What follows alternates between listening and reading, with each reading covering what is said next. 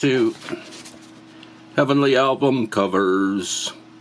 Right now we're going to look at an album cover by a wild and crazy group called the Firehouse 5+2, and this album is called Goes to a Fire.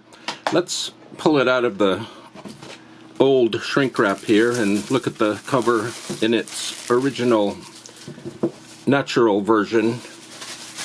And this is the Firehouse 5 right here. These are the members of the group. They were wild and crazy. They mostly played Dixieland music, and they put out high quantity of record albums.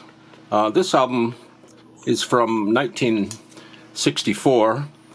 The Firehouse 5+2 were comprised of Walt Disney animators and sound technicians. These guys were talking over lunch over a long period, and they all figured out that they were Dixieland jazz fans, and so these Disney employees decided to get together and form this group. The Firehouse 5+2 are really high energy. Super high energy. The group is kind of like Spike Jones and the City Slickers, except these guys here were more focused on the music and a little bit less on the comedy. And this album came out 60 years ago this year, and it's a very interesting cover. It looks almost perfectly balanced, even though it's chaotic and full of mayhem. Here are the various members of the group. They're all tied up in a fire hose, and the fire hose is going in all sorts of different directions, and it's going into a tuba. This is Ward Kimball, or maybe this is Ward Kimball, but I think this is Ward Kimball. He was the lead animator for Disney. He's got the hose. It looks like he's going to shoot water directly into his face. And here's a clarinet player, I believe, or maybe he's a soprano saxophone player. I'm not sure. And they're just all tied up and fully taken over by this fire hose. Here's the drum, the bass drum head. It's all painted up with a fire hat and looks like a bugle here and a cymbal. So let's look a little bit better and closer at this iconic album cover. There's the group. They're all tied up. They're all cutting up and making faces. This guy here looks a little bit depressed, but that's okay. And there's the trumpet player just going crazy. The drummer is also going crazy. The tuba player is just out of control.